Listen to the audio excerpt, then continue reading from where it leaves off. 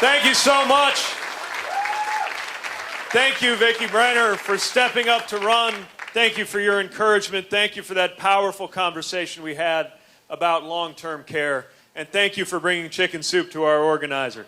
We appreciate the way that communities here have embraced the folks who have come from our team. And a big thank you to Tyler and everybody else working on that team. I know I'm biased, but don't we have the nicest, best organizers and volunteers?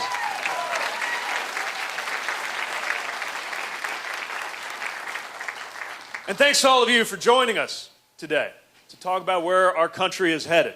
I have been so impressed and inspired and humbled to see how seriously Iowans take the influence, the outsized power that you know is in your hands in deciding what the future of this country is going to look like. I remember when I first came about a year ago, and it was mostly questions about how to say my name. Then by mid-year, we were really getting somewhere. Folks are saying things like, you're in my top 7. Let's see how you do. And now I know that it's decision time. And now is where Iowans are weighing what to do with that famous thumb on the scale that you have on deciding the future of this country. And we're here to talk about that choice and what it means. But this isn't, to me, just about this election. It's about an era that's going to begin right afterwards. And that's why I always want to begin by asking you to form an image in your mind of a day that's in our future. And it's the first day that the sun comes up over Madison County and the rest of the United States, and Donald Trump is no longer the president of the United States.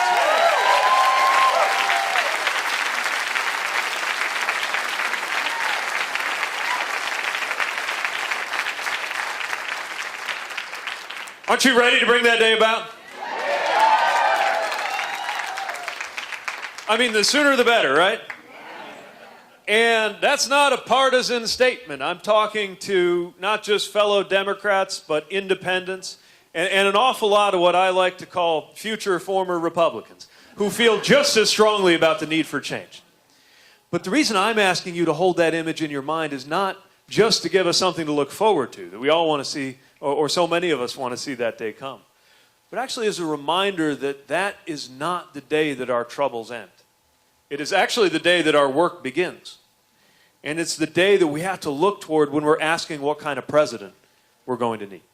Just think about it. Think about how divided we're going to be. First of all, that day, the sun will come up over a country even more torn up over politics and exhausted from fighting than we are right now.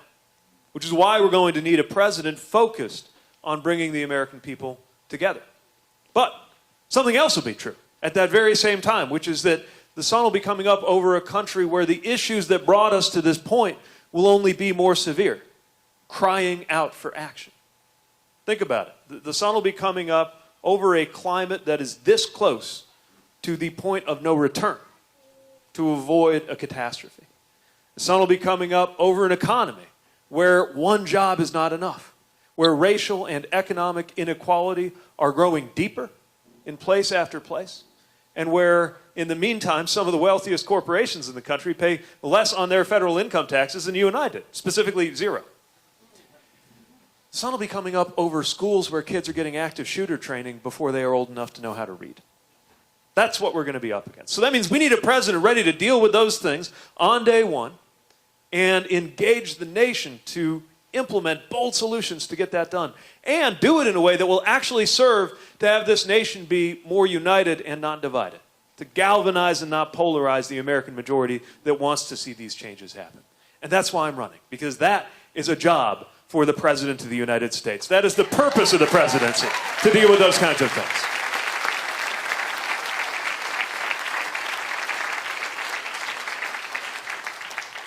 It's what the presidency is for.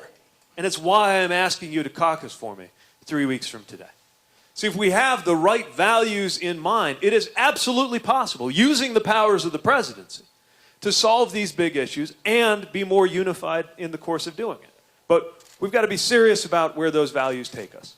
And I want to share a little bit about what I mean when I talk about American values that I think can lead us in a progressive direction, but also that we've got to really think about what they require of us, beginning with our fidelity to the flag and the republic for which it stands. The way we should feel looking at that flag.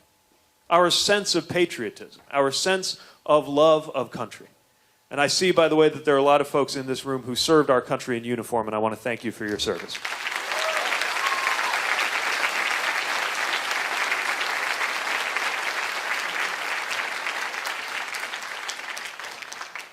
And there's a lot more to honoring that service than the actions of a president who beats his chest talking about the military, throws a military parade, but then throws out military justice when there are people accused of war crimes that are a stain on the uniform. That's not pro-military. Nor are we honoring troops if we ever allow them to be ordered into a conflict that could have been avoided. We honor troops by making sure that endless wars come to an end.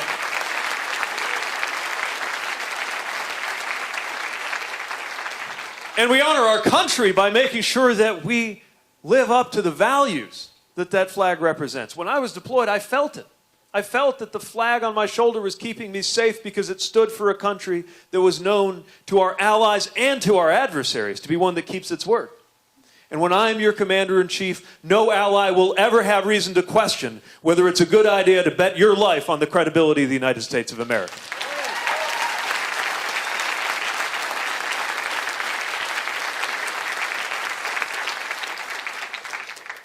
Values like love of country have to begin with the understanding that our country consists of people. And you cannot love a country if you hate half of the people in it. We got to do better than that. In fact, if we're serious about protecting our country, that means protecting each other right here at home. It means protecting a future generation. That's why it's so important that we rise to meet the challenge of climate change as the global security threat of our time and lead the world in doing something about it.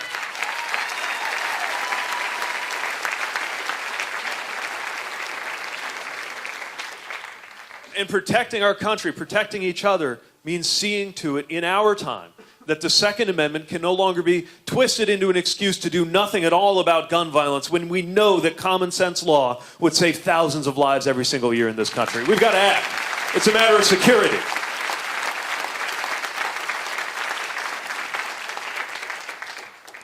Now, that's an example of where those values could lead us if we allow them to lead us forward. And I'm seeing all of the very values that could be uniting us as a country being used in an attempt to divide us. Look at what they're doing with faith, with religion, telling people they don't belong based on religion. Now, I have a lot of strong views about where my personal faith takes me, but I would never impose it on somebody else. Just so you know where it takes me, though, it is the voice ringing in my head when I see news of refugees being refused in the state of Texas, thinking about the words, bless you, thinking about the words, I was a stranger and you did not welcome me. Or seeing this White House propose cuts to food stamps, and I can't help but hear the voice, I was hungry and you did not feed me. So that's where I'm coming from. And I think we can offer voters of faith a choice in where we are headed, while also upholding the idea that this country belongs to people of every religion and of no religion equally, and God does not belong to an American political party.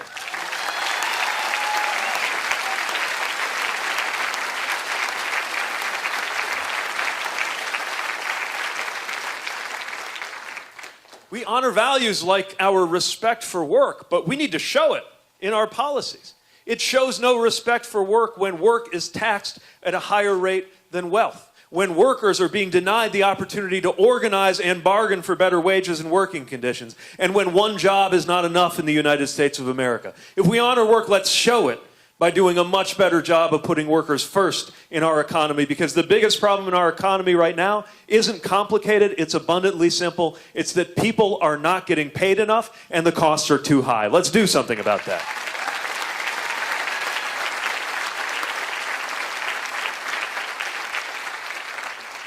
Talking about values like democracy. Democracy isn't just a system, it's a value. It's the idea that it matters morally, that every vote is counted and that every voter counts. That's why so much depends on ensuring that we put an end to the voter suppression, often racial voter suppression, happening around the country today. That's why we've got to do something about districts drawn to where politicians get to pick out their voters rather than the other way around. And if what it takes to get money out of politics is a constitutional amendment to clear up Citizens United, then that is exactly what the amendment process is for. Let us act to defend our democracy.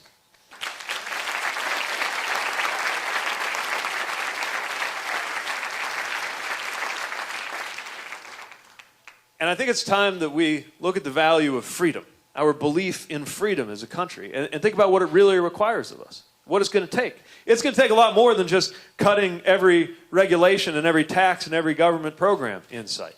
Chevron's freedom to pay $0 in federal income taxes is not the kind of freedom I'm talking about. I'm talking about our freedom to live a life of our choosing. Now, I will agree that sometimes that means getting government out of the way. That's true. I, for one, am a big fan of keeping government out of telling you who you ought to marry, for example.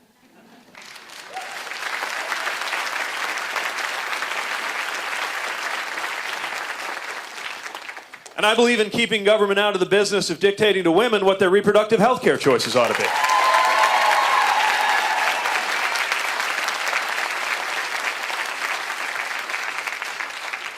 But then sometimes we need the public sector to step up. Matter of fact, we expect that of our communities. We expect that of our mayors for sure. Because you're not free if there's not a road to get you from point A to point B that's paved and plowed. So we get it done. It's why we set up school systems in our communities. Now, how about we back up those school systems with a Secretary of Education in Washington who believes in public education and supports our teachers? That would make us more free.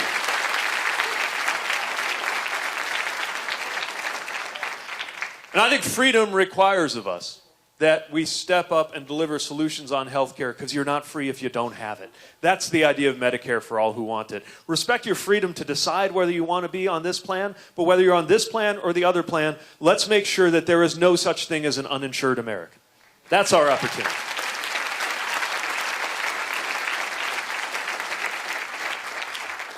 So you see how these values can carry us forward, our respect for work, our love of our country, our love of freedom. And they can serve to help us do it in a unified way, which we're going to need to do quick, because this can't wait. The issues that we confront as a nation cannot wait 10 years. They cannot wait 4 years. Climate cannot wait a few more years while we have the same conversations that have dominated Washington my whole adult life over whether we're going to do something about it. This is a country that cannot wait for action to ensure that your race has no bearing on your health or your wealth or your life expectancy or your relationship with law enforcement in your community. We've got to act on that with urgency.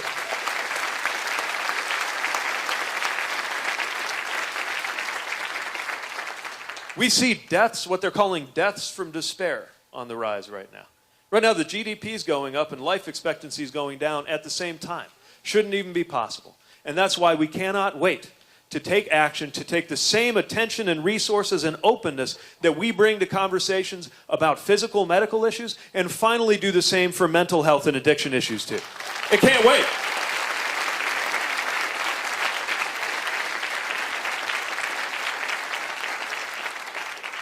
We can't wait to do something about long-term care that Vicki and I were talking about earlier, because barring some modern scientific miracle, one thing we can count on is that each year all of us will get 1 year older.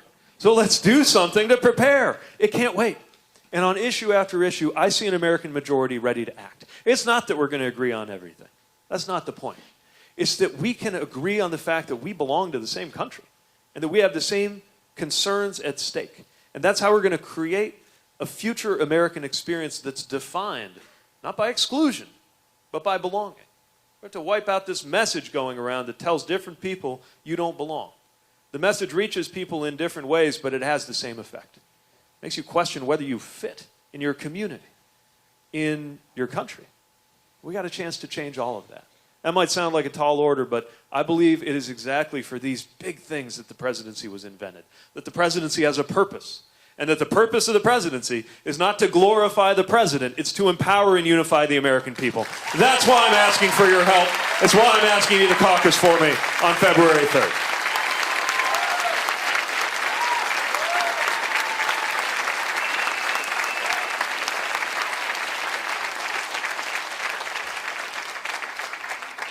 So that's enough of a monologue. Let's make this a conversation. Would our mic runners give a quick wave so you can spot them? Great. So we've got folks in the room. They've got mics. They will come to you. and I'll try to be concise so that we can take as many questions as we can. Yes, ma'am. Ooh, okay. Hi, my name's Caitlin. So in 2019, more than 27% of high school students used an e-cigarette. How would you address this epidemic as it pertains to youth and young people? So what we're seeing is that e-cigarettes are being marketed and sold to young people, despite companies telling us otherwise. Now, the way this was marketed and sold to the country was that it could be used for harm reduction, to get people off of smoking combustible cigarettes, as they call it, and into something that might be less dangerous than cigarettes. But that doesn't make them safe in their own right, and that doesn't answer why you would target them toward people who aren't smokers at all. And I believe the burden has to be on these companies to demonstrate that they are not causing harm, rather than on regulators to demonstrate that they are.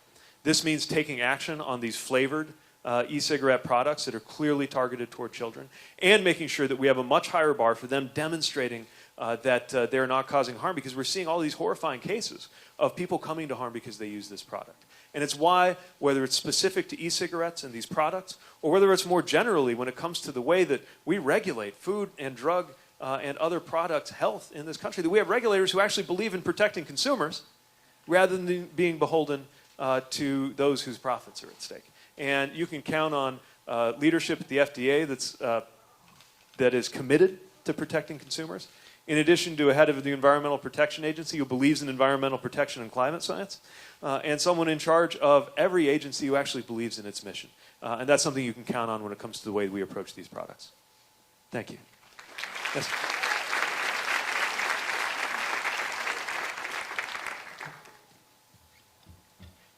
Thank you. Hi, my name is Tiffany Welch. I have a question about at the border, some of the horrific situation between Remain in Mexico and the family separations and all of the trauma that's been caused around that. What would you do as a president to help the children and families that have been horrifically traumatized by the separations and the Remain in Mexico policies? So this isn't just a question of immigration policy. This is a moral question.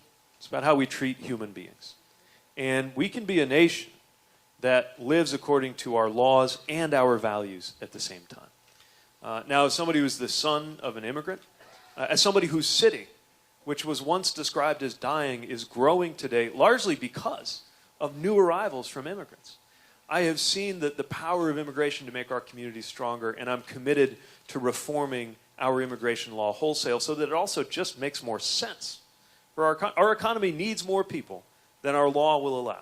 And so you have all these folks in this terrible situation of being undocumented, working hard, often paying taxes, but living in the shadows, able neither to enjoy the protections nor to contribute to the responsibilities fully that you do as citizens, which is why we need a pathway to citizenship. But all of that's legislative work that we got to sink our teeth into and work across the aisle and get done. What you're talking about largely goes to issues we can take care of on day one. These are executive decisions. Remain in Mexico shows disrespect for the principle that it is in compliance with international law that you can apply for asylum. Seeing families separated at the border does nothing to make our country safer. And it will end permanently the moment that I take office. One last thing. We're seeing these facilities at the border and horrific conditions there. I believe that to the extent that we even need to have these at all in the future, they should be managed not by Customs and Border Protection, which is an enforcement agency, but by Health and Human Services, which is in the business of taking care of folks. And also, just to make this very clear, there should be no such thing as a for-profit detention facility for children and run President their welfare.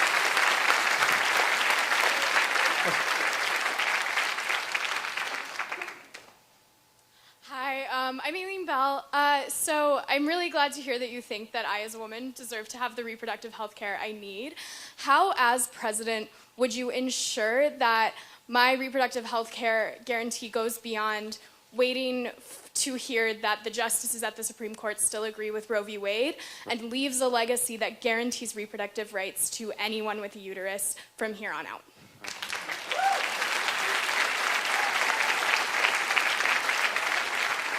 Well said. And look, there are so many levels that this country has been taken in the wrong direction. And one of them is a disregard, first of all, for women's health overall, and there's a lot more to women's health than reproductive health. And especially when it comes to reproductive freedom. So you mentioned the judiciary, and certainly I will be appointing justices who understand this to be part of American freedom, like I was describing earlier. But as you said, you shouldn't have to wait on the latest case to get to the Supreme Court to know that your rights are secure. And that's why it's worth mentioning that there are actions we can take before we get to the judicial level, executive and legislative. On the executive basis, here's some things that can happen in the Oval Office that the president's been doing in the wrong direction at the stroke of a pen. I'm thinking about things like the Title X gag rule that prevents women from getting medically accurate information and has led to defunding of organizations serving women. So we got to review all of the executive actions we can take. First of all, undoing the bad actions that have happened, and then looking at how we can affirmatively support this freedom. But then also legislatively. Look, I'm a Democrat. I'm a pro-choice Democrat governing in South Bend, Indiana. I get that people have different views on this issue, including people I care about, even people who have supported me. But we don't have to have the same answer on where to draw a line to come to an agreement on who gets to draw the line. And I believe the answer to who gets to draw the line is the woman who's facing the actual decision. I trust women to make the right decision.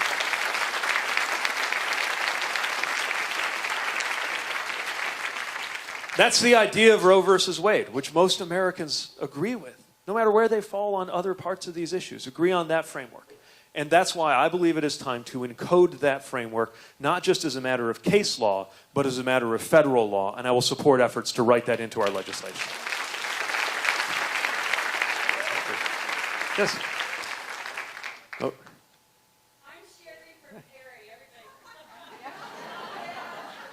Sorry, I created a challenge for our mic runners. They'll get to you. Sherry from Perry. My question I actually, is, when I met Sherry from Perry, I met another Sherry. yes. Which means that, wait, is she here too? No, she's not. Okay. She couldn't come. You realize what this means? This means that when I went to Perry, I met a pair of Sherrys from Perry. Yes, you did. Just putting that And the fingernail girl. out. Yes, good to see you. Sorry, I just had to do that. I'm sorry. My question is, this is kind of a statement more than anything. It's lawful here in Iowa to have conversion therapy / torture. Can you tell me why that would be? Shouldn't that be a federal law that, why leave it up to every state? Yeah. Because it's torture, it's not therapy, so. That's right, therapy is the wrong word. Therapy's Conversion therapy hurts children. And that is why it should not be tolerated anywhere in the land. So, the LGBTQ community, on one hand, has seen tremendous progress in our lifetime. I mean, as recently as the beginning of, a decade ago, when I signed up to join the military, I was, as a matter of law, excluded from being out and being in the military at the same time. I think the idea, even a decade ago, of an out presidential candidate would have been considered preposterous. And now here we are, and I got a ring on my finger, and I'm happily married. But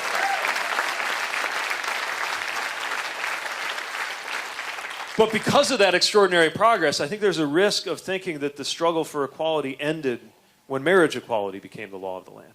And whether we're talking about what trans folks are up against and dealing with in this administration, or the persistence of conversion therapy, or the fact that it is still possible in many parts of this country to be fired for who you are and who you love, we got to recognize that there is a long way to go. And from ending conversion therapy to ending the trans military ban to signing the Equality Act the moment it hits my desk, we're going to act to make sure that we continue making progress.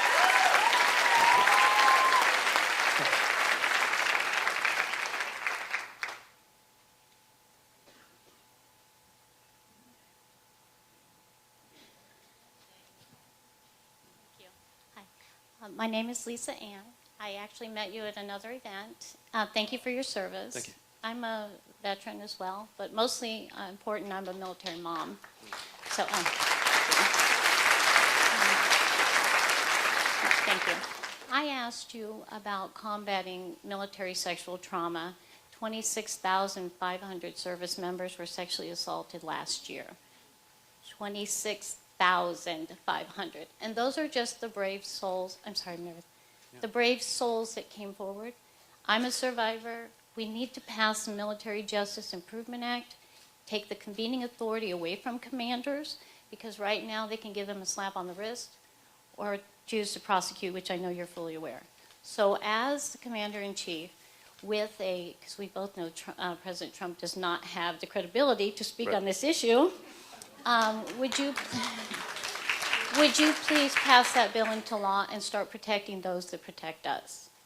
Thank you.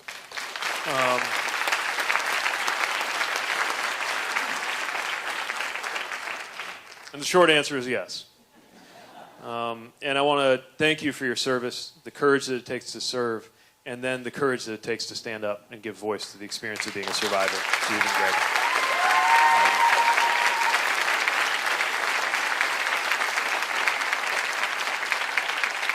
But of course, you shouldn't have to. One fight is enough. And I can't put it better than you did, that we got to protect those who protect us. How can we have these grand arguments about war and peace if we're not even prepared to protect those who are in the ranks? And the problem that we have, for those who don't closely follow the Military Justice Improvement Act, is that there is a parallel system that often puts service members in the position of depending sometimes on the very chain of command that is responsible for assault or harassment. And that is why we need to rewire the system to make sure that service members have access to justice, and that the kinds of access to justice and recourse that a civilian would have are the floor, not the ceiling, for what somebody can access when they are a survivor. We will take that action, and I want to honor in particular my former competitor and a terrific United States Senator, Kirsten Gillibrand, who is among the leaders on this issue. We need to get that moved through the Senate, and I will sign it. Yes, sir. Hi. Question? Okay. All right. I got one more because I promised this fashionable gentleman in the back, so I'm going to sneak in a second question. Get ready. You're going to get the last one. Go ahead. I'd like to start by saying that you claim to espouse support for working class Americans like teachers, but yet when you're asked to distance yourself from high dollar corporate donors like Netflix CEO Reed Hastings, who has been known to oppose teachers unions, you refuse to do so. So your high dollar donors attend your private wine cave meetings and you don't allow any press in? We actually allow press to our fundraisers. Right, well that's not what I heard. Anyway, I'm saying, don't you think that it's you should have more transparency with these events, since working class teachers do not have the means to pay to get into these events? And don't you think that the working class Americans like teachers deserve an explanation of why you're not as transparent about these types of meetings, and how do we know that you're not making deals behind the American people's backs with these corporate interests in mind? Sure. So first of all, because I invite reporters to cover our fundraisers. So that's part of how very few campaigns do that for president, but it's the right thing to do, and we do it. Secondly, and this is a legitimate conversation to have, here's the way I think about it. We're going up against a president who's going to pull out all of the stops in order to stay in power. They've already put together, I think, $300 million, and they're not going to stop. And we need to go into this fight with everything that we've got. Now, it means a lot. To be honest, it means more when we're at an event and somebody lets me know that they are a teacher or a social worker and maybe sacrificed a vacation in order to be able to make a contribution to a campaign. That means so much. And I want them contributing. And if somebody can contribute the maximum amount allowable by law, it's $2,800, without even feeling it, great. I want them to contribute too, because we need everybody to be able to support this effort. Now, I make exactly one promise to anybody. If it's $3 on PeteForAmerica.com, or if it's somebody comes to an event, I do make a promise in return for that contribution. And it's like I'm going to take that contribution and use it to build the campaign that is going to make Trump and Trumpism history in the United States of America. That's how I think of it. All right. You get the last word. Hello, Mayor. My name is Edward Kennedy. I am the auspicious mayor of my school. I live in Urbandale, Iowa. If I live to be 92 years old, the year will be 2100. What will the climate be like if the U.S. government doesn't take action now and fix this problem for my generation? Wow.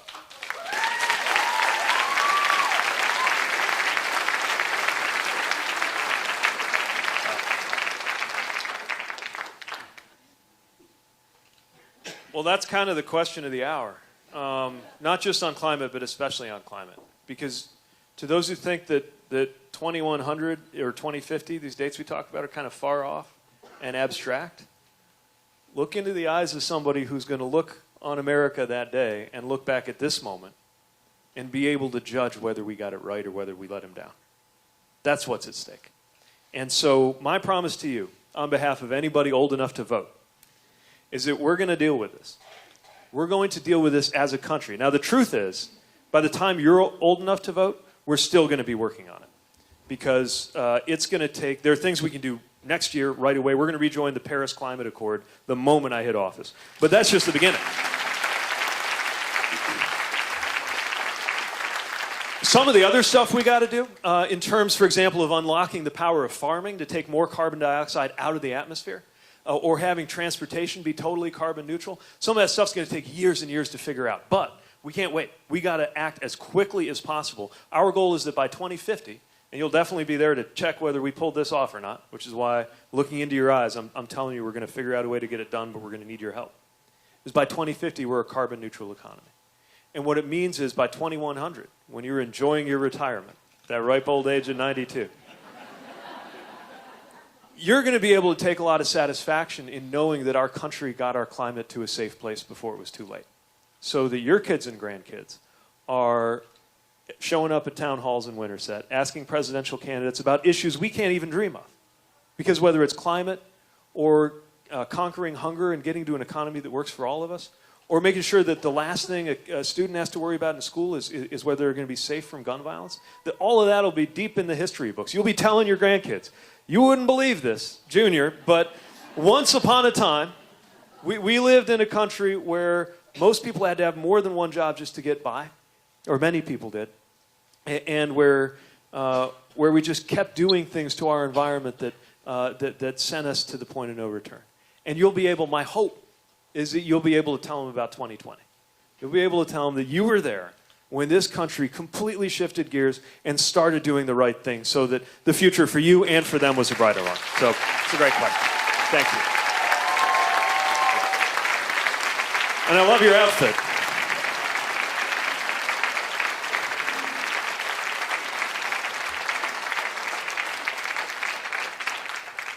Didn't plan that, by the way, but when I see someone that age asking a question, I usually know it's going to be one of the best questions of the day, and so I thought he should have the last word. And it's a great note to end on, because that's what's at stake right now. I know that it's a strange thing to talk about taking pride in our process at a moment like this, just given everything we're up against. And I know how hard it is to look into the eyes of somebody who is Edward's age and even explain how we got here. 2016 is hard to explain, especially to kids. Imagine putting ourselves in the position where when we're explaining 2020, our eyes light up with pride for our United States of America. Imagine having that feeling about where we got to as a country. And my sense of hope that we can do that is what propels this campaign. And I imagine some sliver of hope must have propelled you into this room too, out of all the things you could be doing. I consider running for office to be an act of hope. I think that's why they call us candidates the 2020 hopefuls. It's because you couldn't be here if you didn't have some measure of hope. And if you are prepared to share the sense of hope that is required to do anything at all in politics, I'm hoping that we can turn to you to do that. Let me invite our precinct leaders and organizers to give a quick wave, just one more time so you can see. Terrific. So they're here, and they will put you to work if you're willing. And my hope is that I can turn to you to reach out. First of all, once again, that I have persuaded you to caucus for me on February 3rd, but also that if I had, that you will consider reaching out to people who are watching the news, feeling so exhausted that temptation comes to just switch the whole thing off. And that you will remind them that 2020, especially in Iowa, 2020 is the moment where we get to say no to all of that cynicism and meanness and cruelty and the sense of exhaustion and helplessness. And instead, propelled by hope, that we can take it into our own hands and send the country into a better place and do right by a future generation that is watching very carefully what we do. Can I look to you to help us do that? And are you ready for that sunrise over Winter's Head I talked about? Folks, I think we're going to make history together. I think you're going to make me the next president of the United States, and I will work so hard to make you proud. Thank you for being here. Thank you for your support. And I'll see you on the campaign trail for the next 3 weeks. Thank you. Thank you.